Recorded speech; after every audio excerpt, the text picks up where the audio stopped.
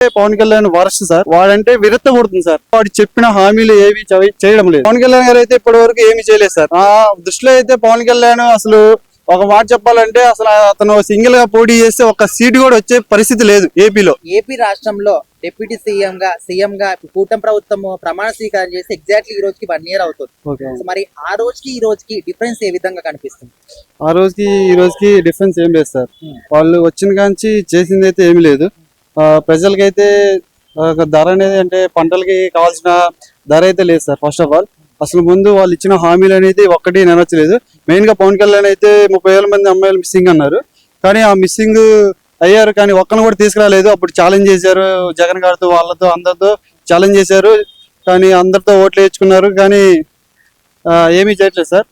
అతనైతే ఇప్పుడు మరి వాళ్ళని తీసుకురావాల్సిన బాధ్యత అయిందే కాబట్టి మరి ఇప్పుడు 1 year అవుతుంది, ఇంకా ఏం చేశారని అడుగుతున్నాం.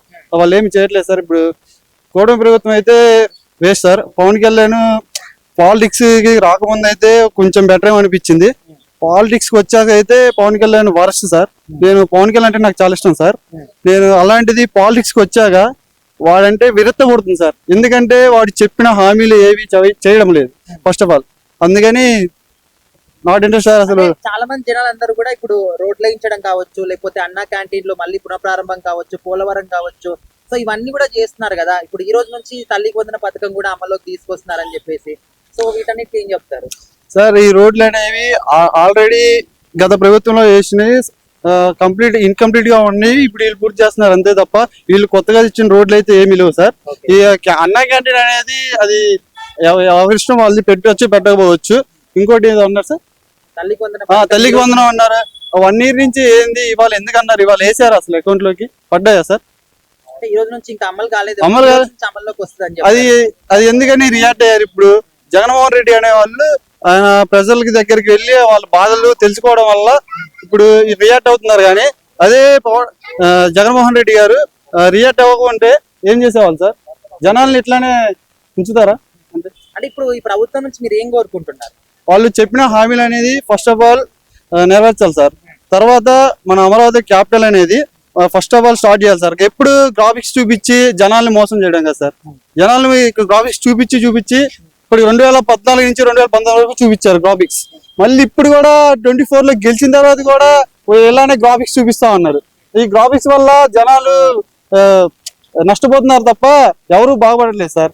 అందుకని ఈ ప్రభుత్వం పోవాలని అంత తొందరలో 2029లో జగన్మోహన్ రెడ్డి గారన్నా వస్తే వాళ్ళన్నా కొంచెం చేయగలరేమో అని అనుకున్నాం సార్. అవును సార్, పవన్ కళ్యాణ్ గారు అయితే ఇప్పటి వరకు ఏమి చేయలేదు సార్. ఆ దృష్టిలో అయితే పవన్ కళ్యాణ్ అసలు ఒక మాట చెప్పాలంటే అసలు అతను సింగిల్ గా పోటీ చేస్తే ఒక సీటు కూడా వచ్చే పరిస్థితి లేదు ఏపీలో. కానీ అలాంటిది ఇప్పుడు కూటమి ప్రభుత్వం వీళ్ళంతా మోడీ గారు వీళ్ళంతా కలవడం వల్ల ఈ కూటమి ప్రభుత్వం వల్ల గెలిచారు తప్ప లేదంటే పవన్ కళ్యాణ్ కి అక్కడ 5% కూడా ఓటు షేరింగ్ అనేది లేదు సార్. మరి సూపర్ 6 అని చెప్పేసి తీసుకొచ్చారు కదా. అవును సార్, సూపర్ 6 అని తీసుకొచ్చారు. ఒక్కటి కూడా అమలు చేయలేదు సార్. ప్రజలు దాని గురించే అందరూ బాధపడుతున్నారు సార్.